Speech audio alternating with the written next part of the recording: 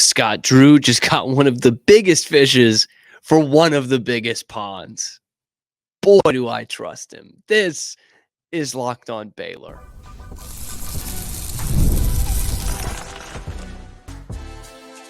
You are Locked On Baylor, your daily podcast on the Baylor Bears. Part of the Locked On Podcast Network, your team every day. Welcome to another episode of Locked On Baylor, brought to you by FanDuel. I'm your host, Cam Stewart of ESPN Central Texas. Thank you for making it your first listen today and every day. The Bears go out and they make a big money move over the late and latter half of the weekend. And I think it's a move that potentially puts them into the top 5 in the country next year. We've been banging on the door of, hey, these are the guys you need to bring in the transfer portal. And for the second time in this cycle, Scott Drew goes out and lands one that I think none of us really expected.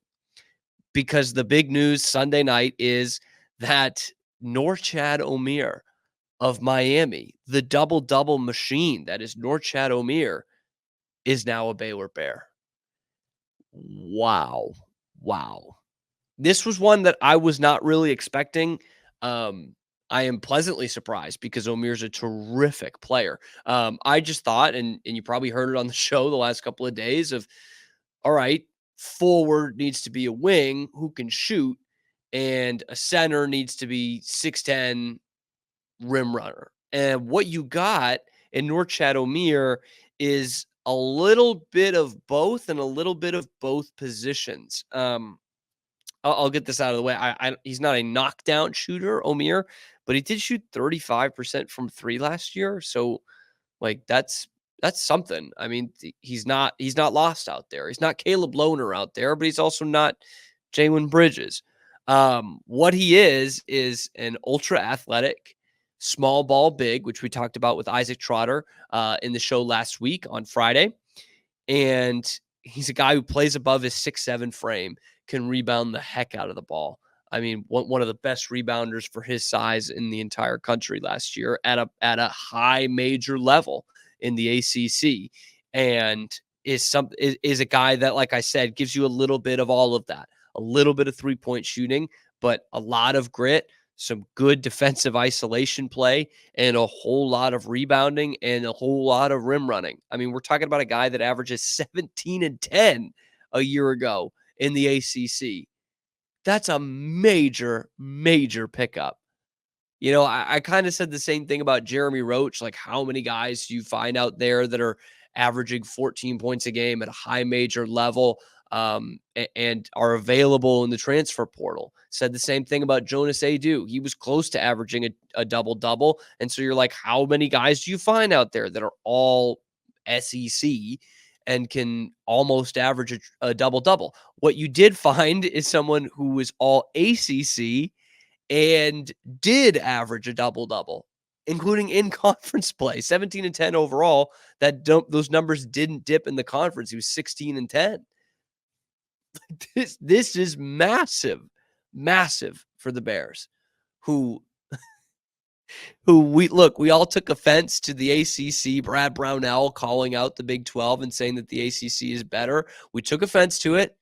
Then we got the business end of it in the tournament, losing to Clemson. And so all Baylor does is just get 2 guys off the All-ACC team last year in Norchad Omier and Jeremy Roach. But looking at that, just saying that he's All-ACC, Norchad Omier, is not saying enough. He's All-ACC back-to-back years in the 2 years he was in the conference. This guy's rise has been incredible. He started at Arkansas State and did 2 years there, 2 years at Miami.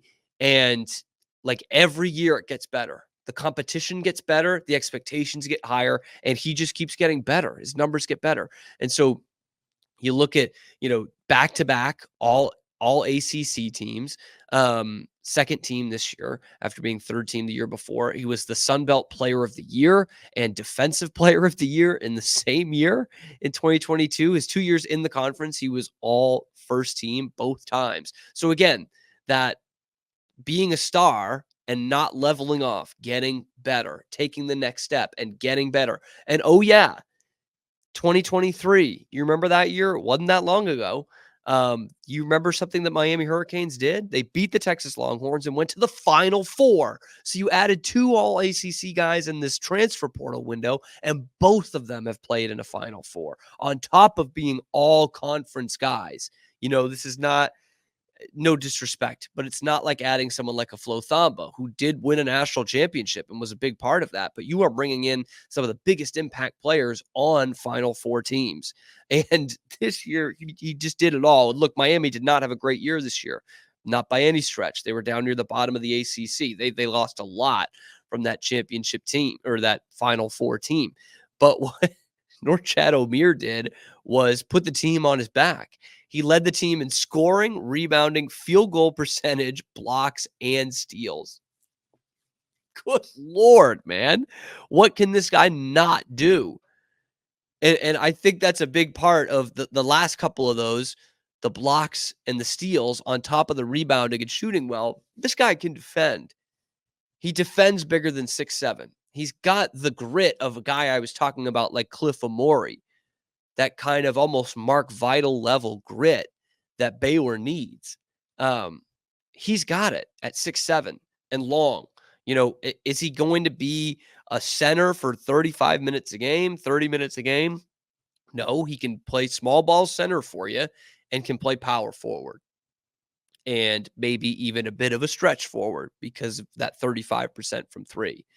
But I don't want him to, he's not like a huge 3-point shooter, but you can fit him in at any one of those positions. And so now I wonder, how important is a center? We talked about it with Isaac Trotter last week. Like, you can, in this offense, the way Baylor plays, you can have a small ball big like Norchad Omier playing, 10, 12 minutes a game, 15 minutes a game as the 5. And Josh O can fill the rest of that. I still think they do probably add a center because they have the room. But, man, what an addition for the Bears. Like, we're talking about winning the offseason kind of stuff with this Baylor team.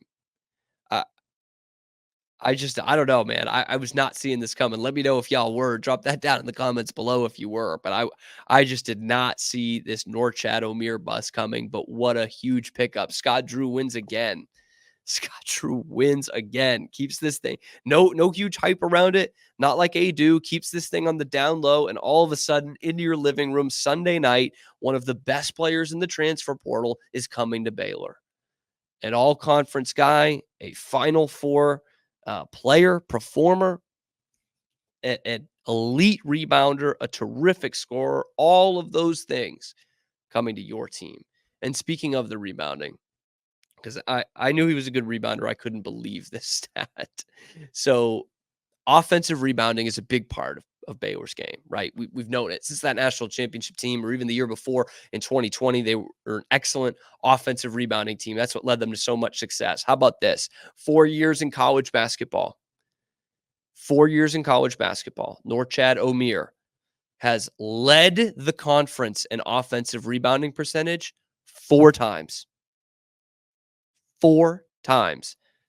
Led the conference in total rebound percentage 3 of his 4 years, and in defensive rebounding percentage 3 of his 4 years.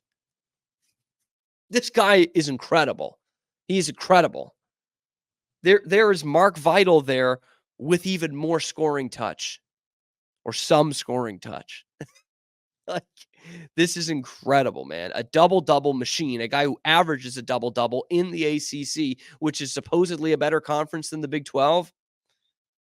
Bring it on. Bring it on. Bring on these preseason rankings, I say. But first, bring on FanDuel, because that is who's sponsoring today's video. One of my absolute favorites, because it's printing money for me, okay? It's a big sports season going on right now. You've got the NBA, the NHL playoffs. I know I've got a lot of Dallas fans here. They're both moving on. FanDuel's giving you a shot to bring home a big win of your own. Right now, new customers get $150 in bonus bets with any winning $5 bet. That's $150. Bet on spreads, bet on money lines, player props, and more. Just visit FanDuel.com/locked on, okay, and make every playoff shot count. That is FanDuel.com/locked on. FanDuel, America's number one sportsbook. So where does this leave Baylor in the bigger picture? And I think that's even more fun to talk about because we kind of talked about a few weeks ago this team being a potential top 5 preseason team if they added Jonas Adu, right? Because the Jeremy Roach stuff comes in, and then all of a sudden Adu's right behind it. Like he gets the crystal ball right away, and it's like, oh my gosh, we're gonna get both these guys in the same weekend, and here with plenty of time to spare. I mean, that was almost a month ago, with plenty of time to spare, and instead, obviously, that did not happen that way. Adu goes to Arkansas.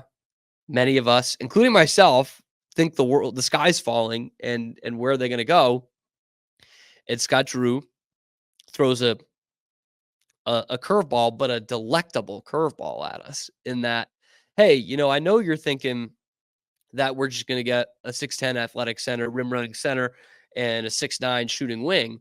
But what if I got a little bit of both of those with still some scholarships left? I think he's genius. And I think you can add a young guy at center for some depth purposes and really develop him into your next starting center as well. I think that is in play here for the Bears. But where it stands right now, you got two guys in the transfer window, and that is Jeremy Roach and Norchad Omier. Again, for the third time in this video, both All-ACC guys, both guys who average double figures. Tough to find that in the transfer portal at a high level. And two guys who have played in the Final Four. Again, not easy to find in the transfer portal. Just pick those guys out. So from a production standpoint, you've added a ton.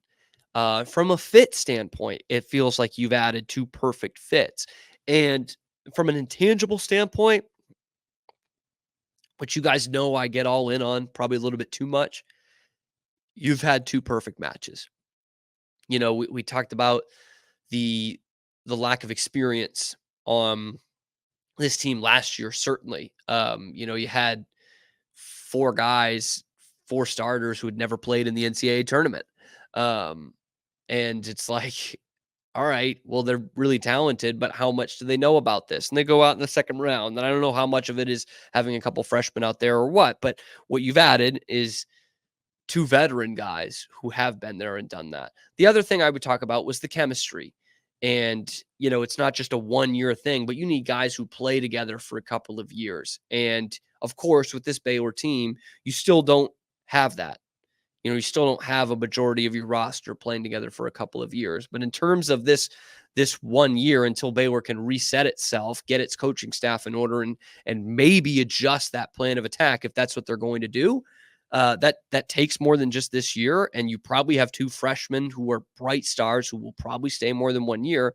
Until then, you've got to build a veteran-laden team, which is what they've done, which is what they have done.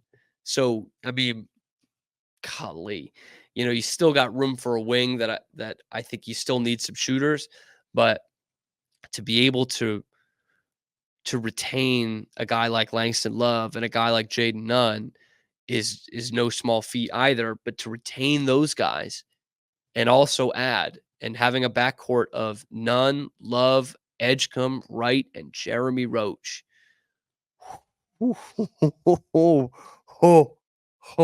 And oh yeah, Norchad Omier is up there in the front court. Oh yeah, you got another top 50 prospect who's going to be playing in the front court too. This team is scary.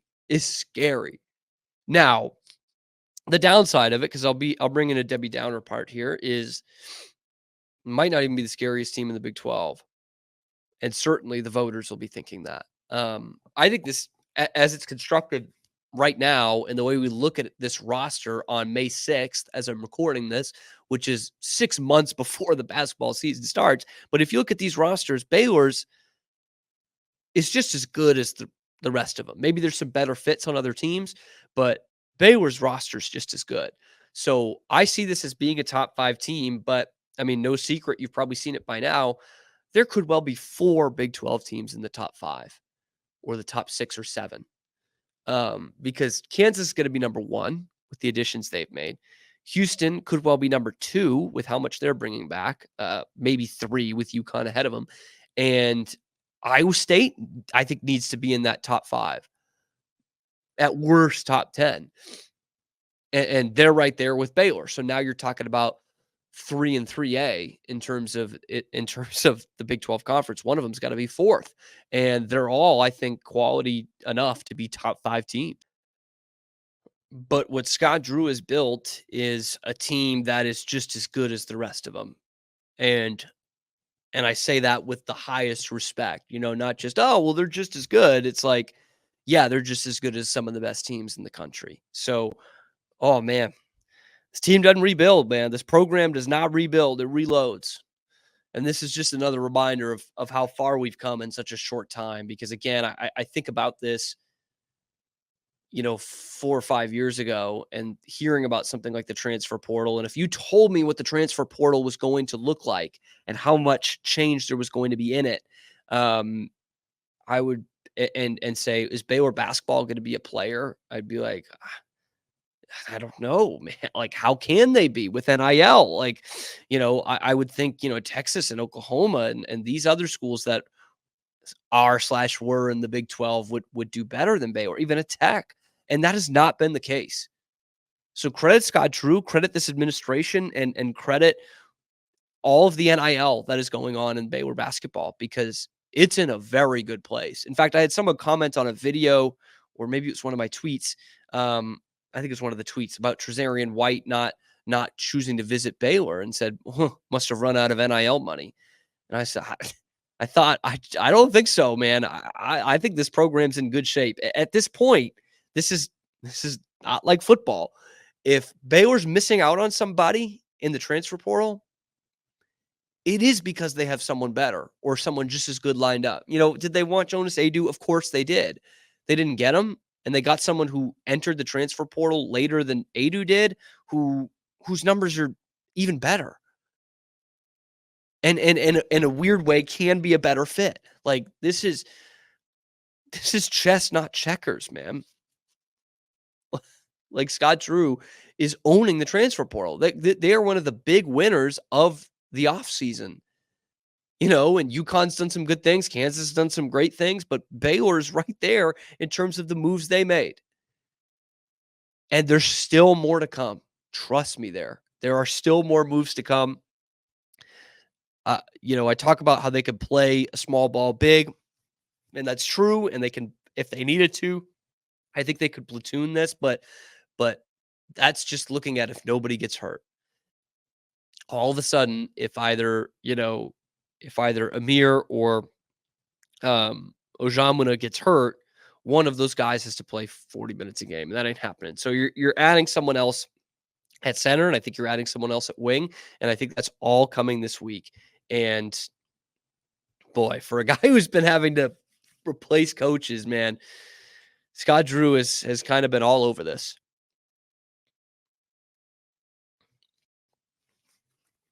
All right. Y'all's favorite time, because it's time for me to talk to you about my favorite online fresh game going, and that is, of course, our friends at Monopoly Go. And I know what you're thinking. You've talked about this so much, Cam, but there's so much going on, okay? Because in Monopoly Go, you can team up with your friends for those time tournaments. You're going to work together, you're going to build up each other's boards, and the more you win together, the more awesome prizes you unlock. There's so much to get. You can get the playing pieces to travel the boards with, those unique stickers. You can trade with your friends, complete the albums, get big prizes there. You can even get emojis to taunt your other friends when you smash the buildings, you rob them of their money, heist their vaults, all of that. Plus, like I said, Monopoly Go, it feels new. It feels exciting. It's every day, constantly changing tournaments and challenges, okay? A bunch of them include their own mini games too. There's always new timed events going on that help you win big. They have, the massive multipliers, the rent frenzies, all of that. There's always something fun to discover in Monopoly Go. So get off the bench and go download it now for free on Google Play. There you go. Or the App Store. All right. Download it now for free. Google Play, App Store. All right. Game back on. So the additions for men's basketball have been huge the last couple of days when you look at the coaching staff, and now another big name out of the transfer portal. But we are still closer to football, and football still needs some help. And they got some big help with a commitment on Monday. Colton Thomasson of Texas A&M, offensive line, coming to Baylor. That's a big get for the Bears. I mean, every time I put something out this year, it was, yeah, that's great. Looking at cornerbacks or safety or whatever, or nose tackle most recently, but they need offensive linemen.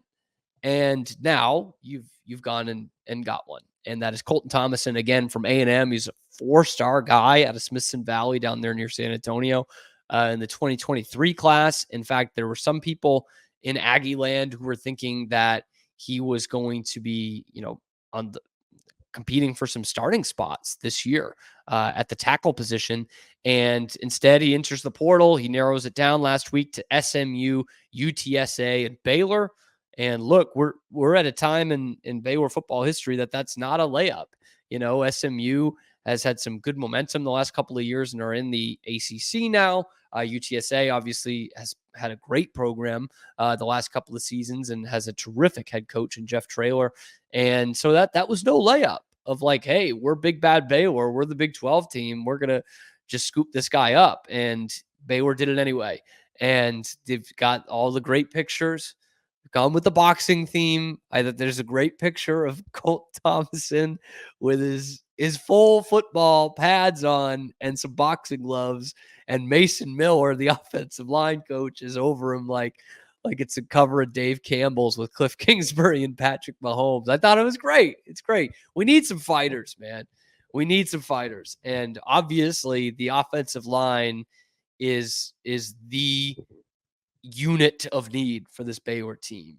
And really has been A1 since day one. I know, you did lose a bunch on the defensive line, both through, graduation and medical retirements, the 2 nose tackles. And so that was big. But in order for Baylor to take a step forward from where they were last year at 3-9, it started in the trenches, and it really started with the offensive line. And this is not like a huge Band-Aid that you're putting over the team, this having this commitment, but it is a step in the right direction. Now I will say this about Thomasson. There's some good and bad to it. The bad is it's May 6th when he commits. And so I don't know that your starting tackle is committing in May for the 2024 season. So I don't know if he's going to start for this team. Certainly the talent and what we're hearing is that he should be able to, but this is late in the cycle. These guys have already gone through spring practice. And again, like we've heard with the wide zone guys, this is for Colton Thomasson as well, a big difference going to this style of offense. We've done the whole thing about Mason Miller breaking that down. It ain't easy. So you got that part. You do have the good part of it is he's got 4 years of eligibility. So you've got a lot of good football left out of Colton Thomasson, a guy who was a prospect that was probably out of your league not all that long ago, just last year. And so you bring in a guy like that, and that is a building block for the future.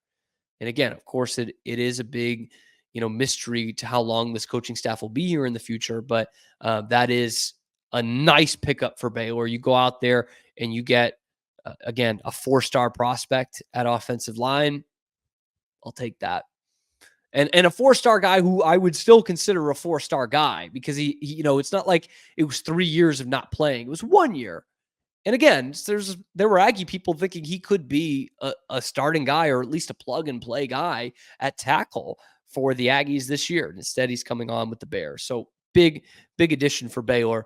The weird news surrounding Baylor the weird news of the day, kind of surrounding Baylor, was Caleb Lohner Monday, former Bears basketball forward, announcing that he is going to Utah to play football primarily. And he's thought this out, man. He had the announcement with the uniform on and everything. So this is all kinds of Big 12 layers to it because, of course, Caleb Lohner comes from BYU, plays a couple years of basketball at Baylor, and now is jumping to BYU's biggest rivals. And from what we can hear, could also be playing basketball. I know there's some moving parts to this, and from what I've heard, he's still got to figure that out, whether he's going to be a part of the basketball team. Because, Utah, they're playing until the end of December. They're going to be in a bowl game. And we're well into the basketball season at that point, like well into the game season at that point. Can he just step in and start playing basketball? This is intriguing, man. This is really intriguing. I can't say he doesn't look like a football player out there on the court, whatever, 6'7", 6'8", and broad, like a big kid, probably the biggest and broadest kid on the team last year, him and Josh O, I suppose. In fact, we had on the Matt Mosley show, we had a Baylor basketball player, current, or at this point current, I think it was Ray J. Dennis, but I couldn't remember if it was Dennis or none. He did say if anyone on the team was going to play football, it was Caleb Lohner. So here we go. Tight end Caleb Lohner.